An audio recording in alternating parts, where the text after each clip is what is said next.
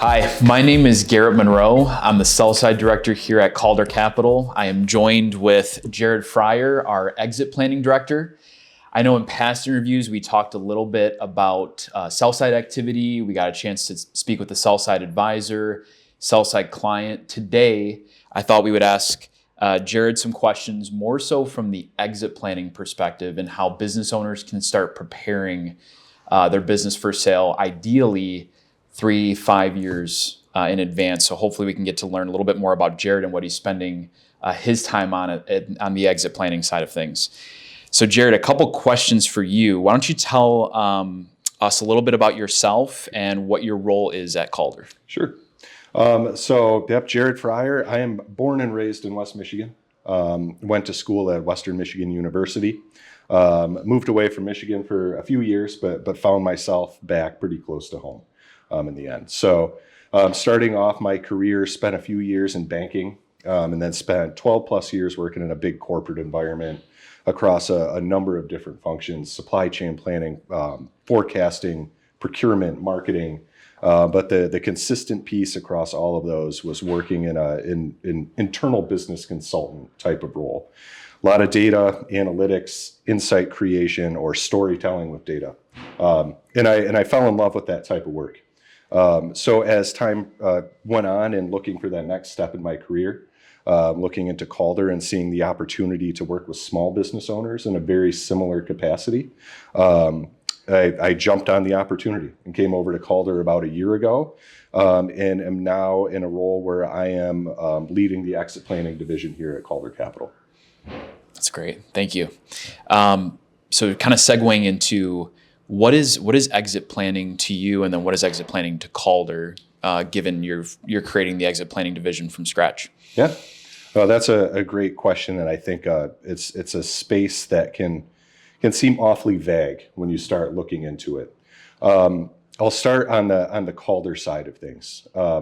As Calder has had an enormous amount of success on the sell side, working with business owners and finding a transaction for them as they step into the next step of their life. What about those business owners that might not be ready or might have some work to do before they take their business to market? So that's where it fits in at Calder, is working with those business owners that aren't quite ready to go to the sell side.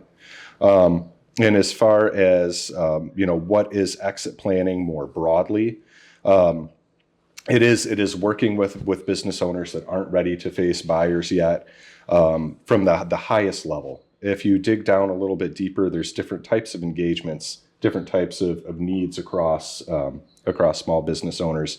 Whether it's just preparing mentally to face buyers, what types of questions are they going to get, what type of deal structures might they need to think about, or maybe something more tactical in terms of how do I build my business's value so I'm getting the dollars I need when it comes time to get a transaction done. The goal is to build a customized plan for business owners when they approach Calder to help them get to that ideal end state.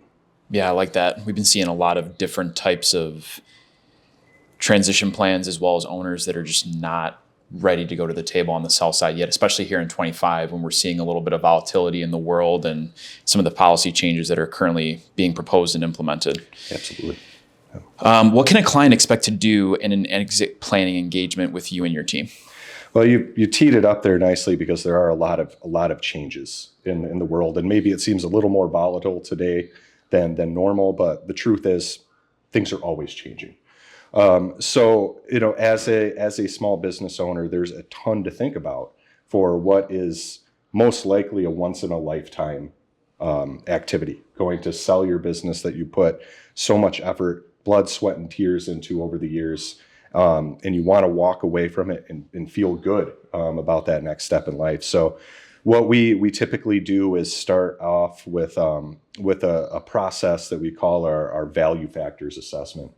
And what this value factors assessment does is give us a picture of your business from the 4 pillars of Calder's exit planning process. So critical conversations is the first one. Any partners, spouses, family members that are involved with the business. Are they aware of what you're looking to do, and how do they feel about that process? You want to make sure you're aligned with those key people in your life.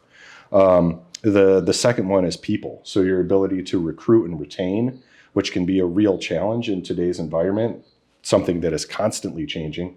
But also, what are you leaving behind in terms of key leadership?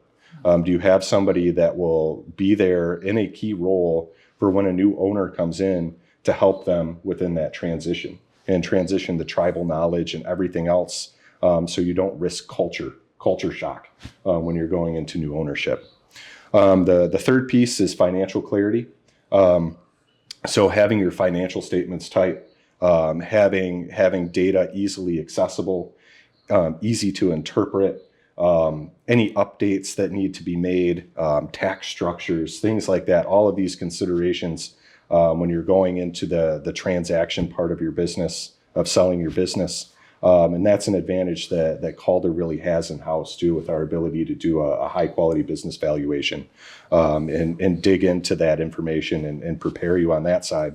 And then the last thing, especially for those business owners that are trying to build value within their business, is examining their sales systems. How are they getting new leads? How are they attracting prospects? How are they closing offers that they're putting out there? Are they leveraging a CRM system to automate a lot of the processes that can take up a lot of time when you're talking about prospect outreach? Are they leveraging their website as a sales generating, lead generating tool? As we know, more and more of the business world goes online. How are you setting yourself up to be found successfully by people seeking out your type of business? So after we focus on those four pillars, go through this assessment, we identify where your largest opportunities are, and we make a plan from there on how to address each one of those, whether it's internally with a service here at Calder or finding the right connection for you on the outside. And we get to work on that plan. Again, most important part there, it's customized to you, your business, and your specific needs. That was great. Yeah, so it sounds like it definitely depends on the business owner, their needs, but also it's good to at least understand where you're at valuation wise to see, does it make sense to go down the exit planning route or near term as a sell side client? Absolutely. Yep. Provide us an example of a client, now that you've kind of went through what that typical process could look like. Provide us an example of a client you're currently working with and a little bit about what you're doing for them and the type of services that they're working with you. Sure. I'll give you two quick examples because again, this kind of points to the different type of relationship and the different type of work that we can do here at Calder. So one relationship started late last year, had a unique niche business, had gone through the valuation process with Calder, got the number, was comfortable with it. But this had been, a lifetime of effort to build up this business. And she was very concerned about having the transaction go well. So everything being buttoned up, what types of questions was she going to get when she was facing buyers? So this was a short engagement. We only worked together for about 3 months. There was a lot of preparation work. We went through the value factors assessment more as an effort to confirm that she was as strong as we thought she was up front. And we did that. And then we talked a lot about what types of deal structures that she could face. And if it was structure A, how would she handle that? If it was structure B, how would she handle that? How was her key leadership team going to react to all of these different situations? So much more of a coaching type of exercise to prepare to face buyers. Now I have another engagement that I've been working with for a number of months already, and we probably have some months in front of us, where it was a business owner that had attempted to go to market. Great business, profitable, been around for a long time, but had probably gotten a little too comfortable with their ways of doing business and how they were reporting things, where it made it really difficult for somebody to come in and look at their financials, understand their business, and see where their greatest opportunities were. So this has been a much more tactical exercise, going in and cleaning up their financials, getting them connected with an accounting service that had the firepower behind it to do what they needed to do so we could represent their business properly when they go to market and alleviate some of that concern that some of these people had when looking at their business and potentially making a transaction. And I would say with this case and with many clients that come in here, and if the common thread, and this isn't meant to insult business owners, but it's the overly involved business owner that is handling operations, marketing, sales, everything top to bottom.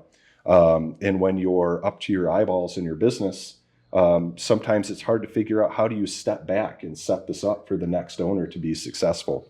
And that's definitely the case here too. So just working through a very intentional plan to back him out of the day-to-day.